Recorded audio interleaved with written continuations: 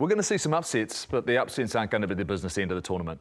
All right, I think there's 4 clear contenders to win this world title, to be the world champions. We've got a chance to see back-to-back. There's an opportunity to maybe see the All Blacks play France again in a World Cup, like every other World Cup we've ever been to. And there'll be great drama with that, not maybe just in the first game, maybe later on in the tournament. So when I look at this, there are some teams that are clearly on the up, who've done wonderful things in the last 4 years. But I think in terms of contenders, ones that can actually go on and win the big 3 games, I think the pool is actually quite small. They're all on one side of the draw as well. Right, we're going to get into it. Maybe. Oh, okay, well, we'll get to that later. We do have bracketology, our picks coming up a bit later, but we're going to get through the pools and start with Pool A, which is, of course, New Zealand's pool with the home nation, France, Italy, Uruguay and Namibia, who get the All Blacks for, I think, a 3rd World Cup running as they look for their first ever World Cup win. So we'll start with New Zealand. I know you guys have been week after week for about the last 17 weeks looking at the All Blacks and where they are at, and I guess things have probably changed a little bit in some of the mindsets after the loss to South Africa, but where do you see this team and who is the key to the All Blacks' performance and performing well in this competition? Clearly it was a setback last week against the Springboks and the way things played out.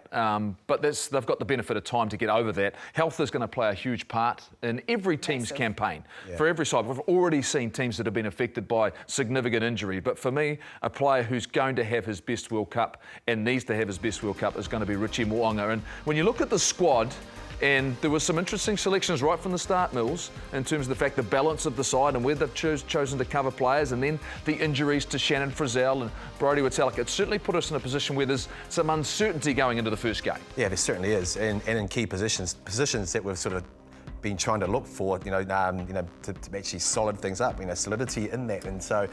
There's no doubt that first one for both teams, the All Blacks versus France, that's a huge one. And so leading into it, both different preparations. The French have come off, pre-season type, we've gone sort of up. But I suppose it's after that. There's no doubt in my mind that 1 and 2 are going to be France and the All Blacks. It's how they prep through the rest of the tournament. These other 3 games that they've got to play, leading up to those quarterfinals, would you say, once they get to the business end, is making sure their squad's running right, but also the confidence levels are right at their absolute peak when it comes to the quarterfinals? Because once you get to those, she's game over if you sort of slip up. Well, both teams have got some injuries going into that opening game, but what an occasion it is going to be. Looking at New Zealand, and you mentioned Richie Mo'unga, and I guess again coming off that South Africa game, people are going, oh, is he the guy again? But where do you see him at the moment? I don't even read much into last weekend's performance. The fact that we're up against 15 men, I think he's been our standout performer. You watch him and his competitiveness and the way he's played, and significantly different for the All Blacks when he's been down on the field. I think it's going to be his tournament. Now, this was a remarkable kick under pressure against the Wallabies. He's come off the bench. I think he's in his best form as an All Black, Mils.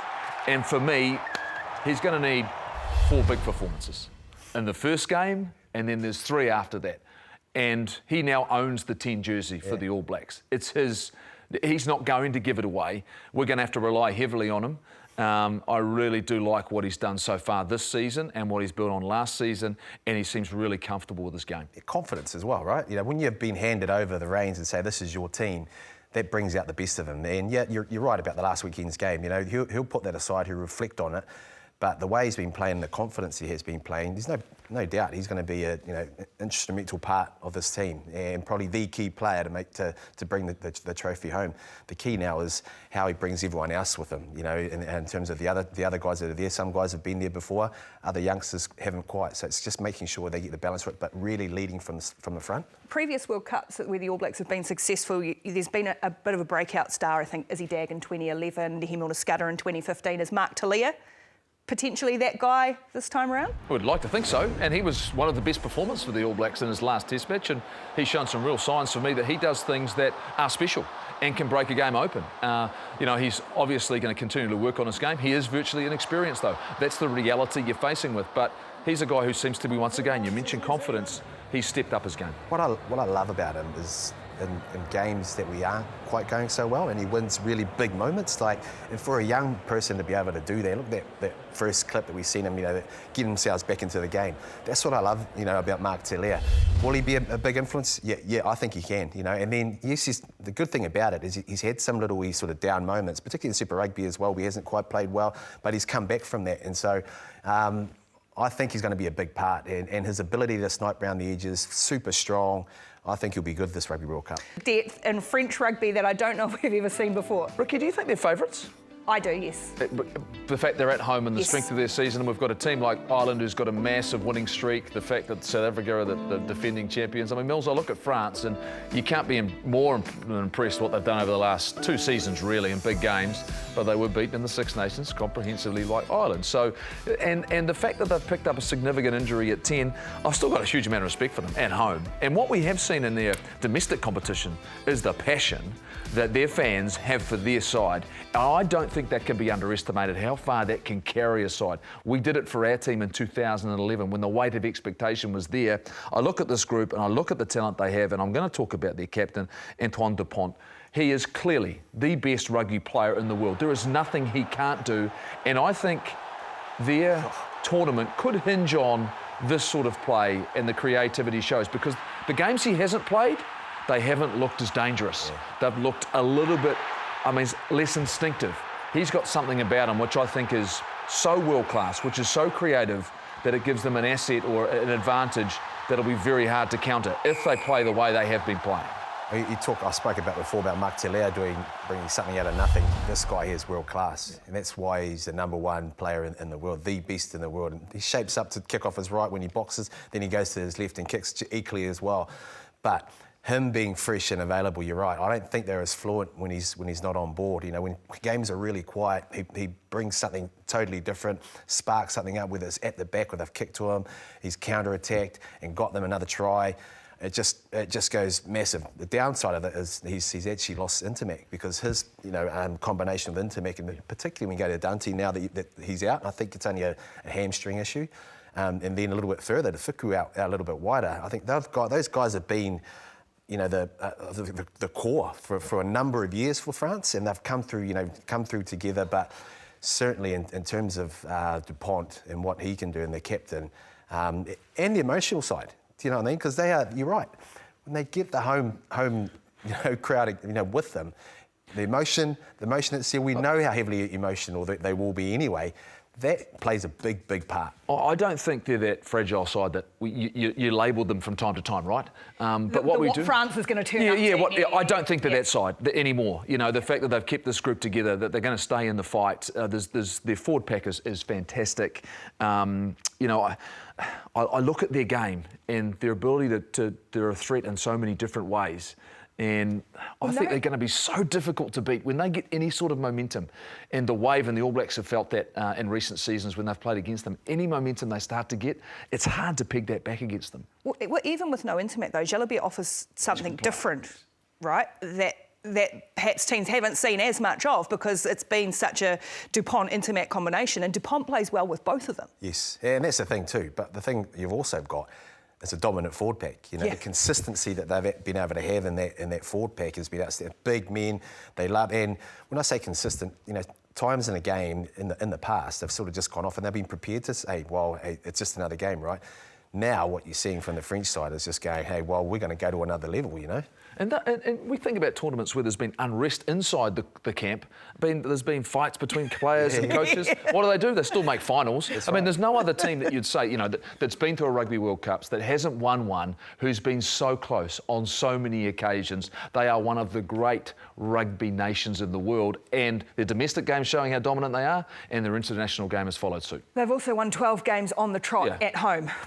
Yeah, wow. So just throw that one in there too. Also in Pool A, I think Italy are going to be a lot of fun. It's a young team, but they might be a bit of fun to watch anyway. Let's move on to Pool B, which is the other, brutal pool. South Africa.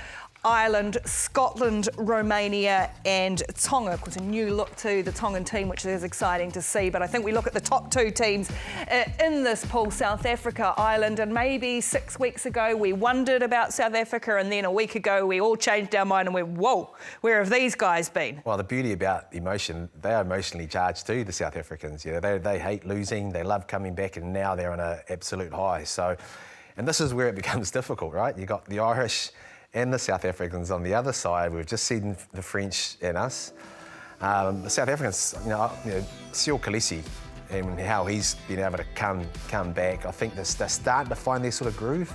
Lebok played, reasonably well. He takes the ball to the line.